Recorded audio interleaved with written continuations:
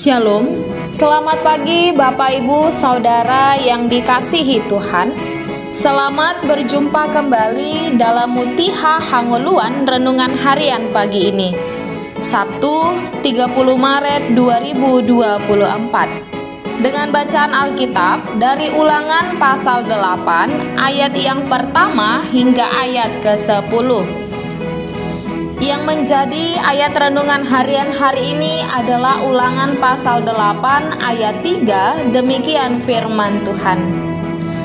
Jadi ia merendahkan hatimu, membiarkan engkau lapar dan memberi engkau makan mana, yang tidak kau kenal dan yang juga tidak dikenal oleh nenek moyangmu, untuk membuat engkau mengerti bahwa manusia hidup bukan dari roti saja, tetapi manusia hidup dari segala yang diucapkan Tuhan. Roti padang gurun.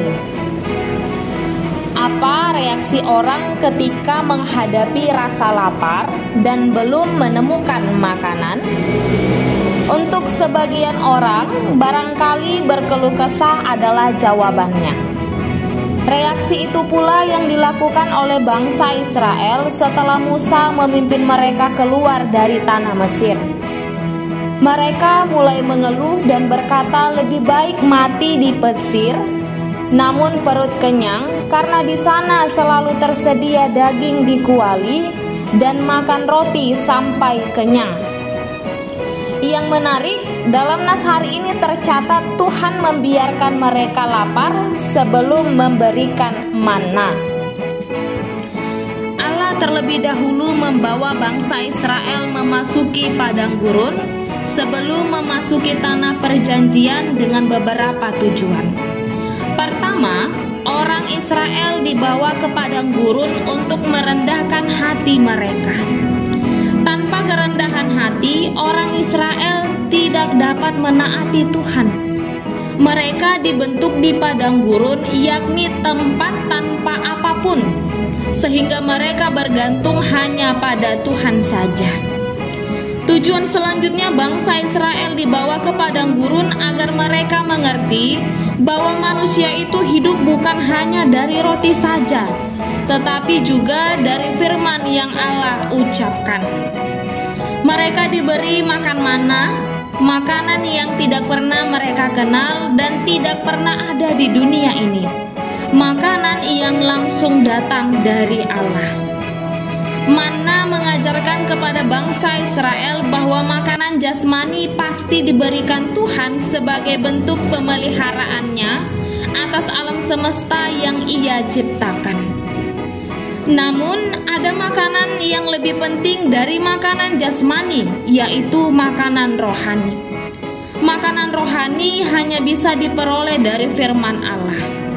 Manusia yang hanya hidup dari makanan jasmani, walaupun hidup secara jasmani, tetapi sebenarnya kelaparan secara rohani. Orang yang setia membaca, mendengar, dan melakukan firman Allah adalah orang yang sehat secara rohani dan benar-benar mengalami hidup yang berkelimpahan. Saudaraku, bagaimana dengan kita? Adakah kita tengah dibiarkan lapar dengan berbagai masalah yang belum terselesaikan dalam hidup kita? Jika ya, mari belajar rendah hati untuk berdoa, memohon jawaban sesuai dengan rencana Tuhan, bukan sesuai dengan keinginan kita. Perbaharui fokus kita pada Tuhan dengan bertekun memahami dan menjalankan firman Tuhan. Tak lupa mengucap syukur senantiasa sehingga kita dimampukan untuk hidup sesuai dengan firman-Nya. Terkadang Tuhan membiarkan kita lapar agar fokus kita tetap tertuju kepadanya.